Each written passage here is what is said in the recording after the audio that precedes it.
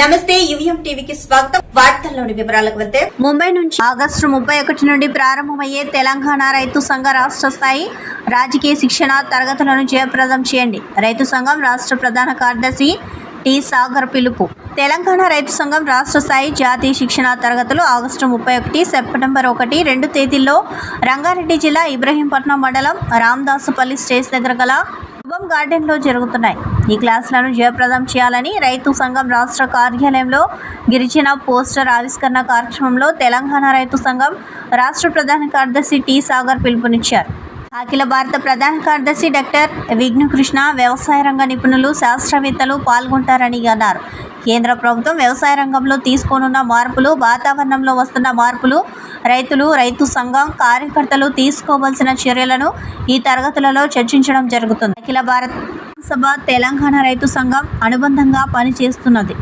జాతీయోద్యమ కాలంలో బ్రిటిష్ సామ్రాజ్యవాదానికి వ్యతిరేకంగా జరిగిన పోరాటంలో 1936లో అఖిల భారత్ కిసాన్ సభ ఏర్పడింది. దేశవ్యాప్తంగా రైతాంగం ఎదుర్కొంటున్న సమస్యల పరిష్కారం కోసం సమరశీలంగా పోరాడింది. కేంద్ర ప్రభుత్వం తీసుకొచ్చిన 3 వ్యవసాయ చట్టాలకు వ్యతిరేకంగా జరిగిన సుదీర్ఘ పోరాటంలో కీలకమైన పాత్ర పోషించింది. రాష్ట్ర స్థాయిలో అర్హులైనందరికీ 2006 అటవీ హక్కుల చట్టం ప్రకారం హక్కు పత్రాలు ఇవ్వాలని, కౌలు రైతులందరికీ 2011 చట్టం ప్రకారం రుణ అర్హత కార్డులు ఇచ్చి రైతు భరోసా ఇవ్వాలని, సాగునీటి ప్రాజెక్టులు ప్రాధాన్యత క్రమంలో పూర్తి చేయాలని, పంటలు నష్టపోయిన సందర్భంలో నష్టపరిహారం ఇవ్వాలని, అర్హులైన పేదలందరికీ ఇళ్ల స్థలాలు ఇవ్వాలని, ప్రాజెక్టులు, పరిశ్రమలు, రోడ్లు, ఇతర అభివృద్ధి కార్యక్రమాలకు భూసేకరణ జరుగుతున్న సమయంలో 2013 భూసేకరణ చట్ట ప్రకారం పరిహారం ఇవ్వాలని, రైతు భరోసా ఇవ్వాలని, పంటలకు బోనస్ ఇవ్వాలని, రైతు బీమా వయస్సు పెంచాలని పోరాటాలు కొనసాగిస్తూ ఉన్నది. కేంద్ర రాష్ట్ర ప్రభుత్వాల పథకాలను రైతాంగానికి అవగాహన కల్పించేందుకు రాష్ట్ర, జిల్లా, మండల స్థాయిలో అవగాహన సదస్సులు నిర్వహిస్తూ ఉన్నది. వ్యవసాయ శాస్త్రవేత్తలు, వ్యవసాయ అధికారులను ఆహ్వానించి ప్రతి సంవత్సరం వానాకాలం ప్రారంభం సందర్భంగా సెమినార్లను నిర్వహిస్తూ ఉంది. కౌలు, పోడు, పత్తి, మిర్చి, చెరుకు, పౌల్ట్రీ, పండ్ల తోటలు, కూరగాయలు, పాలు, మహిళలు తదితర రంగాల వారికి రైతులను సమీకరిస్తూ ఉన్నది. అంటే సంస్థ తన కార్యకర్తలకు, నాయకులను తాను విజ్ఞానంతో మరింత పటిష్టంగా రైతుల సమస్యలపై ఐక్యపరిచేందుకు, పోరాడేందుకు వీలుగా శిక్షణ తరగతులను నిర్వహిస్తూ ఉన్నది. ఈ తరగతులలో 300 మంది పాల్గొంటారు. ఈ కార్యక్రమంలో సీనియర్ నాయకులు సారంపల్లి మల్లారెడ్డి, వ్యవసాయ శాస్త్రవేత్త అరవండి ప్రసాదరావు, రాష్ట్ర నాయకులు ఆర్ రాహుల్ తదితరులు పాల్గొన్నారు.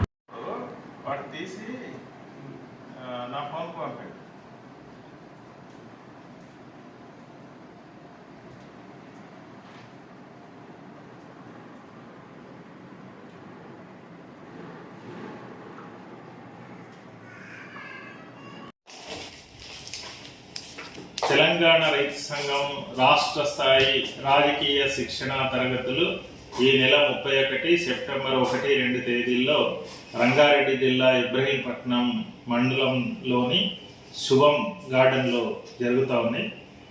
ఈ క్లాసులను జయప్రదం చేయాలని చెప్పి విజ్ఞప్తి చేస్తా ఉన్నాం.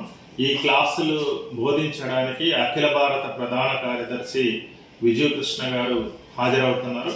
అదే రకంగా రాష్ట్రంలోని వ్యవసాయ శాస్త్రవేత్తలు, వ్యవసాయ రంగ నిపుణులు కూడా ఈ క్లాసుల్లో భాగస్వాములు అవుతారు. తెలంగాణ రాష్ట్ర వ్యాప్తంగా అన్ని జిల్లాల నుంచి ప్రాతినిధ్యం వహిస్తూ 300 మంది రైతు సంఘం కార్యకర్తలు కూడా భాగస్వాములు అవుతారు. ముఖ్యంగా ఈ క్లాసులలో కేంద్ర ప్రభుత్వం తీసుకొస్తున్నటువంటి విధానాలు, వాటి యొక్క ప్రభావం రైతాంగం మీద ఏ రకంగా ఉంది అనేటువంటి అంశాలని, అదే రకంగా వాతావరణంలో వస్తున్నటువంటి మార్పులు, బడ్జెట్లో కేటాయింపులు, వీటన్నిటి మీద అవగాహన కల్పించే దానికోసం ఈ క్లాసులలో ప్రయత్నం జరుగుతుంది. అదే రకంగా తెలంగాణ రాష్ట్రంలో వస్తున్నటువంటి మార్పులు, వాతావరణ మార్పులు, వీటన్నిటిని కూడా రైతాంగానికి అవగాహన కల్పించే దానికోసం ఈ క్లాసులలో ప్రయత్నం జరుగుతుంది. దాంతోపాటు సాంస్కృతిక కార్యక్రమాలు కూడా ఈ 3 రోజుల పాటు కొనసాగుతాయి. వివిధ అంశాలు, అన్నదాత ఒక నాటిక కూడా ఈ కార్యక్రమంలో ఉంటుంది. వీటన్నింటినీ క్లాసులని జయప్రదం చేసేటువంటి దాంట్లో వ్యవసాయ నిపుణులు, వ్యవసాయ అభిమానులందరూ కూడా భాగస్వాములు కావాలని చెప్పి సందర్భంగా విజ్ఞప్తి చేస్తాం. జిల్లా హిందూపురం, మీరు మారకపోతే కఠిన చర్యలు తీసుకుంటాం. లేపాక్షి జీపీ హాస్టల్ సిబ్బందిపై మంత్రి ఎస్ సవిత ఫైర్. హాస్టల్లో మంత్రి ఆకస్మిక తనిఖీలు. బాత్రూంలో అపరిశుభ్ర వాతావరణంపై మండిపాటు. బియ్యంలో పురుగులపైన తీవ్ర ఆగ్రహం. రిజిస్టర్ల నిర్వహణలో నిర్లక్ష్యంపైన మంత్రి అసహనం. ఏ సమస్య ఉన్నా స్వయంగా నాకు ఫోన్ చేయండి. విద్యార్థులకు మంత్రి సవిత సూచన. మీ ఇళ్లలో పిల్లలను అపరిశుభ్రమైన వాతావరణంలో పెంచుతారా? పురుగుల అన్నం పెడతారా?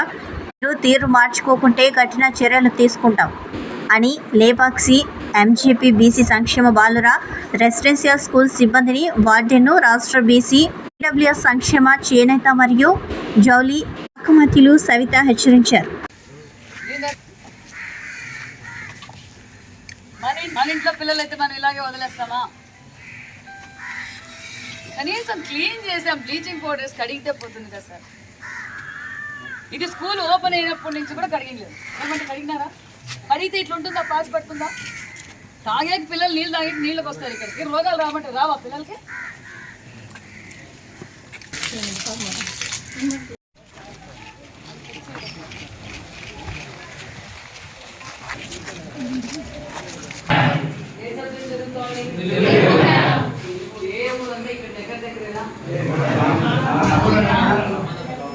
నేను ఎవరో తెలుసా?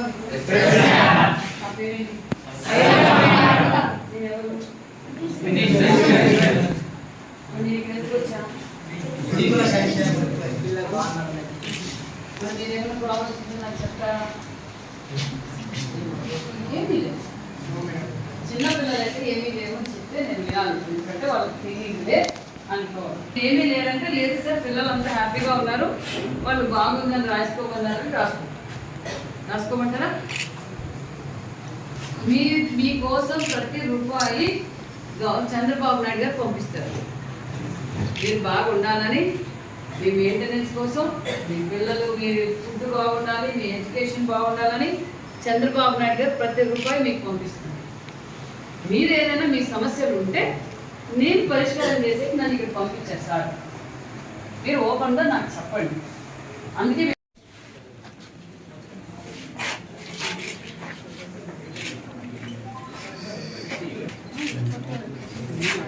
ఇంట్లో అయితే బాగా పురుగు పట్టిపోయింది. మరి ఈ నలుగురు ఇప్పుడున్న మీ వంటల్లో నలుగురు ఇది చూసుకొని చేసుకొని ఎంతమంది ఉన్నారు సార్ మన దగ్గర వంటల్లో? సార్ 7 సార్ 9 అంటారు, 7 అంటారు. రోజుకు ఒక 7 మూటలు 5 మూటలు అట్లా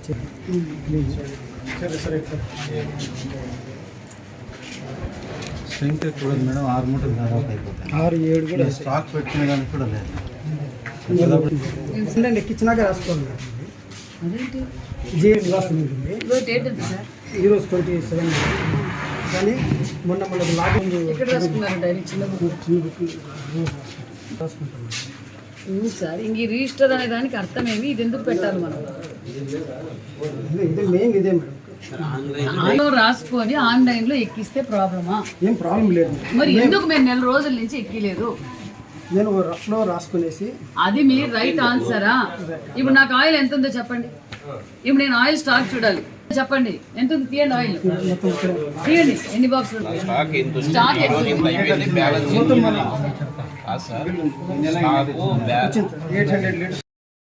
ఎంత పోయింది? ఇప్పుడు ఎంత స్టాక్ ఉంది? ఇక్కడ ఎందుకు లేదని అడుగుతున్నా నేను. ఎక్కడ ఉండాలి ఇది? 4 రోజుల నుంచి మీరు ఎందుకు ఎంట్రీ చేయలేదు? ఏంటి ప్రిన్సిపల్ గారు, దీనికి జవాబుదారు ఏంటి?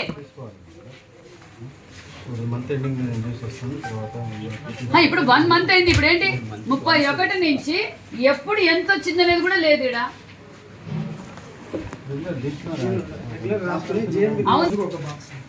12 కేజీల రోజు 15 కేజీలు 15 లీటర్లు అట్లా వేసుకుంటాం. అది కూడా మీకు వచ్చింది కూడా జూలై వరకు ఎంట్రీ చేశారు. బిల్ ఉంది మేడం, ఎంట్రీ చేయలేదు. ఇంకా రాయలేదు, అవుట్పుట్ ఎంత రాలేదు, స్టాక్ రాయలేదు. 1 రోజు 2 రోజులు కాదు, 1 month. BRS MLA Marri Rajasekhar Reddy engineering కాలేజీలకు హైడ్రా నోటీసులు. దుండిగల్లోని MLRIT institute of aeronautical engineering కాలేజీకి నోటీసులు.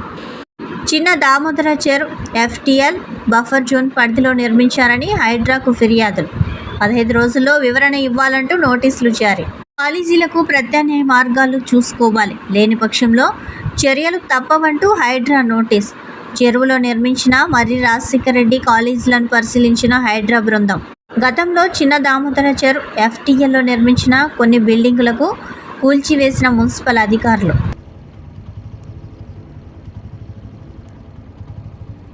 తాడిపత్రి రూరల్ పోలీస్ స్టేషన్ వద్ద ఎమ్మెల్యే జేసీ అస్మిత్ రెడ్డి ఆందోళన. ఇసుక అక్రమ రవాణా చేస్తున్న టిప్పర్లపై కేసులు పెట్టమని సిఐ లక్ష్మీకాంత్ రెడ్డితో ఫోన్ కాల్ మాట్లాడిన ఎమ్మెల్యే జేసీ అస్మిత్. విషయం గురించి ఎమ్మెల్యే జేసీ అస్మిత్, రూరల్ సిఐ లక్ష్మీకాంత్ రెడ్డిల మధ్య వివాదం జరిగింది. వైసీపీ సిఐ డౌన్ అంటూ రూరల్ పోలీస్ స్టేషన్ వద్ద ఎమ్మెల్యే జేసీ అస్మిత్తో పాటు టీడీపీ నాయకులు నినాదాలు. రూరల్ సిఐ లక్ష్మీకాంత్ రెడ్డి వచ్చి క్షమాపణ చెప్పి నిరసన విరమించలేమంటున్న టీడీపీ కార్యకర్తలు. చివరికి డీఎస్పీ వచ్చి ఎమ్మెల్యేకి సర్ది చెప్పడంతో పరిస్థితి దారికొచ్చింది.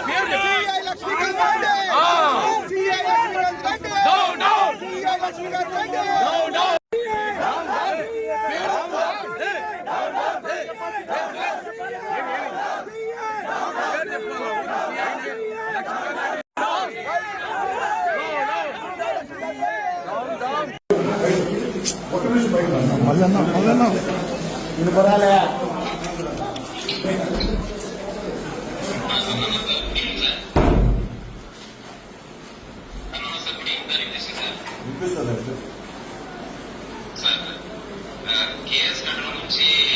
నాకు ఆ ఎక్స్ప్లెనేషన్ నాకు వద్దాయా.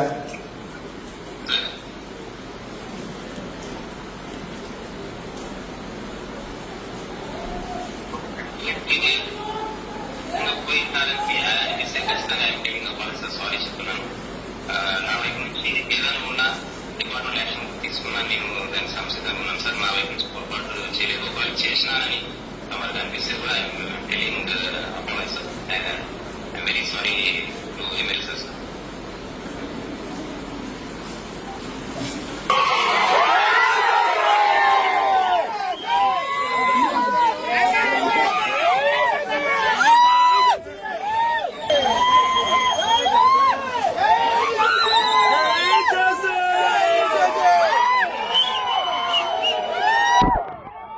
తెలుగు రాష్ట్రాలు గర్వించదగ్గ వ్యక్తి ఆంధ్రప్రదేశ్ ముఖ్యమంత్రి నారా చంద్రబాబు నాయుడు అని హైకోర్టు విశ్రాంత న్యాయమూర్తి జి భవానీ ప్రసాద్ అన్నారు. వ్యవసాయం, సాంకేతిక పరిజ్ఞానంతో పాటు పలు రంగాల్లో ప్రగతి సాధించేందుకు ఆయన తీవ్రంగా శ్రమిస్తూ ఉన్నారని అన్నారు. పాత్రికేయుడు రచించిన చంద్రబాబు X పుస్తకాన్ని ఫిలింనగర్ కల్చరల్ క్లబ్లో ఏపీ రెరా మాజీ chairman doctor Ramnath Velamati, Madanapalle MLA Mohammed Shahjahan బాషాతో కలిసి ఆయన ఆవిష్కరించారు. అనంతరం జస్టిస్ భవానీ ప్రసాద్ మాట్లాడుతూ, రచయిత రాజకీయ విధానాల జోలికి వెళ్లకుండా కేవలం చంద్రబాబు నాయుడు ఆలోచన విధానం, అభివృద్ధి విషయంలో విజన్ను మాత్రమే ప్రస్తావించడం అభినందనీయమని అన్నారు. న్యాయ వ్యవస్థలో కొన్ని పనుల నిమిత్తం చంద్రబాబుతో పనిచేసిన అనుభవం తనకు ఉందని తెలిపారు. తెలుగు నేలకు, తెలుగు జాతికి ఏదో ఒకటి చేయాలనే ఉద్దేశంతో నిరంతరం తప్పించిపోతారని అన్నారు. ముఖ్యమంత్రి కాకముందు టీడీపీలో జరిగిన పరిణామాలు తాలూకా కూడా తన పాలనలో ఉండకుండా కేవలం ఎన్టీఆర్ ఆశయాలను అమలు చేసేందుకు మాత్రమే బాబు కష్టపడుతున్నారన్న విషయం ప్రస్తుత పాలన తీరును చూస్తేనే అర్థమవుతుందని అన్నారు. 1995లో తొలిసారి ముఖ్యమంత్రిగా ప్రమాణ స్వీకారం చేసిన చంద్రబాబు ఆనాటి న్యాయశాఖలో సమూల మార్పులు తీసుకువచ్చేందుకు శ్రీకారం చుట్టారని అన్నారు. ఇందుకోసం అన్ని విషయాల మీద కూడా ఒక స్థిరమైనటువంటి అభిప్రాయాలు కలిగినటువంటి అనుభవజ్ఞుడు చంద్రబాబు నాయుడు గారి విషయం ఆయనతో అన్ని సంవత్సరాలు గడిపిన తర్వాత ఈరోజు నాకు పూర్తిగా బోధపడింది. అసలు శ్రీ చంద్రబాబు నాయుడు గారు 1995లో ఆంధ్రప్రదేశ్ ముఖ్యమంత్రి అయినప్పుడు అదే సమయంలో కొద్ది కాలం ముందే ఆనాటి న్యాయశాఖ కార్యదర్శి పదవి విరమణ చేస్తే రాష్ట్ర ప్రభుత్వం వారు ఆంధ్రప్రదేశ్ ఉన్నత న్యాయస్థానాన్ని మాకు ఒక జిల్లా న్యాయమూర్తిని న్యాయశాఖ కార్యదర్శిగా పంపించడం అడగడం, ఆనాటి ఆంధ్రప్రదేశ్ ప్రధాన న్యాయమూర్తి గారు నా పేరును న్యాయశాఖ కార్యదర్శిగా నియామకానికి సిఫారసు చేస్తూ పంపడం, బాబు గారు ముఖ్యమంత్రి అయ్యే నాటికే అది పెండింగ్ వారు ముఖ్యమంత్రి అయిన వెంటనే ఆ నియామకం జరగడం, 5.5 సంవత్సరాలు చంద్రబాబు నాయుడు గారు ముఖ్యమంత్రిగా ఉన్న సమయంలో న్యాయశాఖ కార్యదర్శిగా నేను పనిచేయడం కూడా జరిగింది. ఆ సమయంలో చంద్రబాబు నాయుడు గారి వ్యక్తిత్వంలో ఉన్నటువంటి అన్ని కోణాలు కూడా ఆ 5.5 సంవత్సరాల్లో నేను చాలా దగ్గరగా చూశానని మీ అందరికీ చెప్పక తప్పదు. ఎంతసేపు ఒక తాపత్రయం మట్టికి ఆయనలో ప్రస్ఫుటంగా కనిపించేది. తెలుగు జాతికి నేను ఇది చేశాను, తెలుగు నేలకు నేను ఇది చేశాను, ఇది చంద్రబాబు నాయుడు ఇది సాధించాడు, చంద్రబాబు నాయుడు ఈ రకంగా భవిష్యత్ తరాలకు ఉపయోగపడ్డాడు అనిపించుకోవాలనేటువంటి ఆ తపన ఆ మనిషిలో క్షణక్షణం కనపడేది. తర్వాత ఆయన ముఖ్యమంత్రి కావడానికి ముందు జరిగినటువంటి పరిణామాల యొక్క ఆ నీడ తన మీద లేకుండా తను ప్రజల కోసం మాత్రమే బతుకుతూ కీర్తిశేషులు నందమూరి తారక రామారావు గారు ఏ ఆశయాలతోటైతే రాజకీయ రంగంలో అడుగుపెట్టారో ఆ ఆశయాలను నిలబెట్టడానికి మాత్రమే తను కృషి చేస్తున్నా అనేటువంటిది రుజువు చేసుకోవాలనే తపన ఆయనలో ప్రతి క్షణం నాకు కనపడేది. ఆయన వ్యవహార శైలికి మా శాఖకు సంబంధించిన ఉదాహరణలు నేను 2 చెప్పక తప్పదు. నేను న్యాయశాఖగా కార్యదర్శి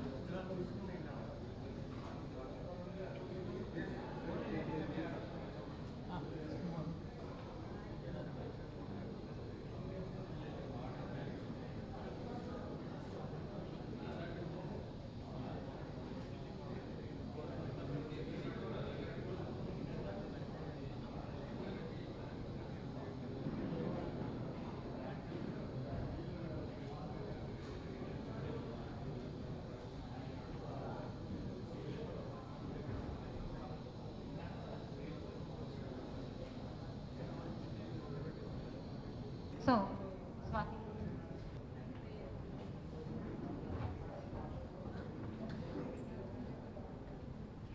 చంద్రబాబు నాయుడు గారి గురించి ఆయన మనసులో ఉన్న ఆలోచనల్ని బుక్ రూపేణ ఈరోజు రామ్నాథ్ గారు చెప్పడం, అలాగే షాక్మూర్ శ్రీనివాస్ ప్రసాద్ గారు రాయడం, అలాగే శ్రీకాంత్ గారు ప్రింట్ చేయడం, అలాగే ఈ ఈవెంట్ని సక్సెస్ చేయడానికి జస్టిస్ భవానీ గారు ప్రసాద్ గారు రావడం, అలాగే గజల్ శ్రీనివాస్ గారు కోఆపరేట్ చేయడం, కాటకట్ట ప్రసన్నక్క రావడం ఈరోజు చాలా ఆనందం.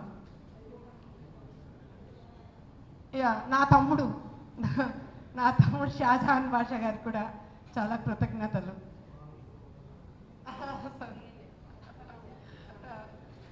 ఈరోజు ఈ డయాస్ మీద మీ ఇద్దరం ఇలా ఆనందంగా కూర్చొని చంద్రబాబు గారి గురించి మాట్లాడుకోవడం చాలా చాలా ఆనందంగా ఉంది.